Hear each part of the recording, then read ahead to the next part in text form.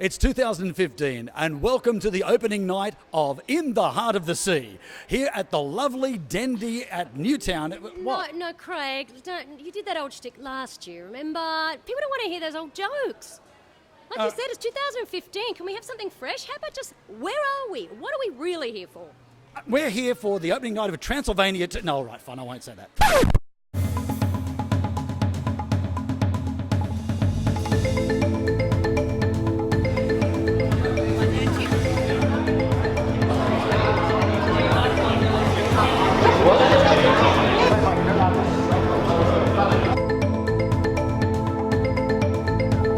Hello, ladies and gentlemen, welcome to the opening night of the Night of Horror International Film Festival. Now that's what I'm talking about. So welcome to a Night of Horror, Fantastic Planet Film Festival here at the lovely Newtown Dendy Cinema.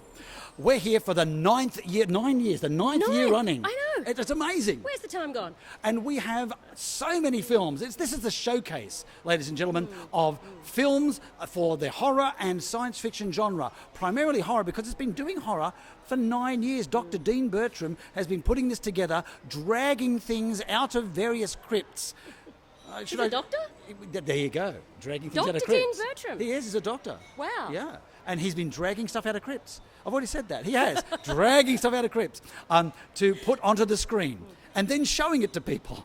I think there's laws against that in the city somewhere. But seriously, this is the showcase for filmmakers who are trying to work within the genre and to try and get their films screened here and all over Australia. Not only just Australian films, I believe. No, we've got filmmakers from all over the world, and in fact we have a filmmaker from Romania coming this year. I told you I should have said Transylvania too. Well, I was going to say I hope you'd leave his vampires home, but anyway, that's fine. We're all thinking vampires. That's okay, it's a thing. Just don't mention Twilight. No, we're not sparkly. It's fine. Hi, and we're here with Enzo Tedeschi, who is a very well-known name around these parts, who's been involved for many years with the Night of Horror, and he is actually co-producer of the first film we are seeing tonight with Dean Bertram. So take it away, Enzo, tell us all about it. I pitched to Dean that we should make a feature film, so we've made an anthology based on a bunch of amazing short films that were submitted either specifically for the anthology or to the festival. It's 10 directors, including myself, across 9 different segments, and there's something in it for everybody. You know, it's good old-fashioned horror, comedy, through to super creepy, really unsettling, weird stuff. It's the full gamut. You know, it's not a one-note anthology, which I'm kind of really proud of. And I'm here with Bianca Brady, who was seen quite a lot through that anthology. How did you get involved with this project? So I've met Enzo before previously, and he asked me if I'd like to be involved, and honestly I just jumped at the chance to work with him because I think he's amazing and he's such a wonderful guy, and I really liked his concept. I thought it was really interesting, the fact that he was going to put together all the films and make like a through line, and because I love ABCs of Death, and I was like, this is like the Australian version. It's our little take on it. I felt that it's very at home with all the films that were in the anthology that I saw tonight.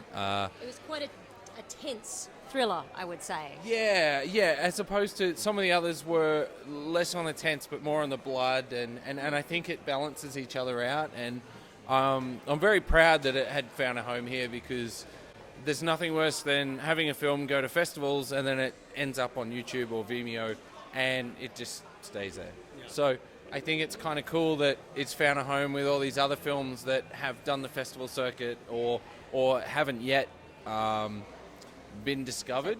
So it's loosely based on an urban legend from San Francisco, and so it's kind of, people have reported seeing this priest character there, but it's kind of really disparate stories. So I thought, let's kind of combine all the best parts and give it like have a protagonist, have a theme, give the protagonist a fatal flaw, and have some kind of deeper meaning to why this entity would be targeting people.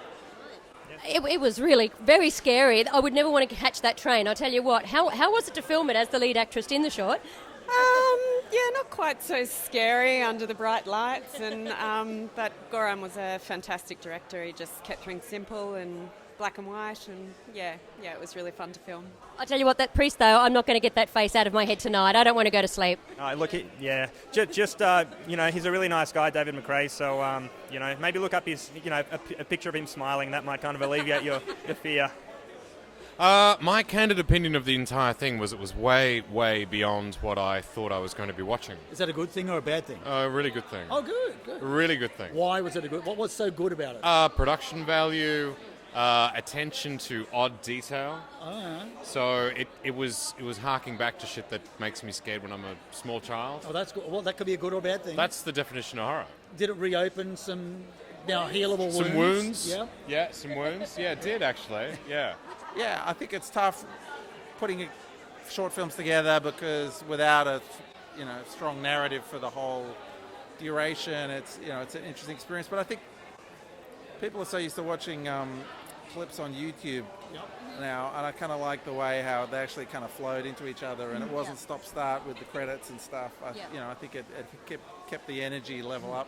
Thank you so much. Anyway, it's really good to see the Australian scene doing so well. I love that the genre industry is coming out. Like, I feel like there's so many great Aussie films, like The Babadook. So many great Australian genre films are coming out right now. It's a science fiction, horror.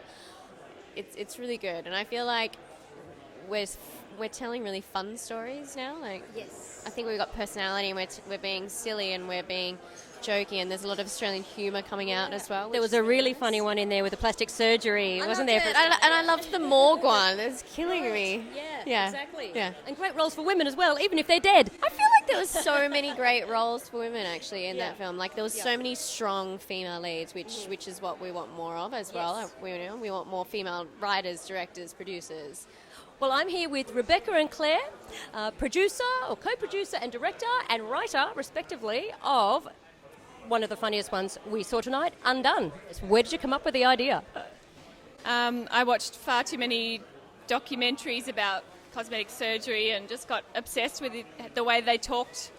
They just seemed like they were brainwashed, and that they didn't even know who they were anymore. And I liked the idea of someone, their real self, fighting back and saying, "What the hell are you doing to yourself?" Just taking over and becoming a possession story about beauty culture, which sounds very pretentious considering how much of a silly slapstick story it actually is.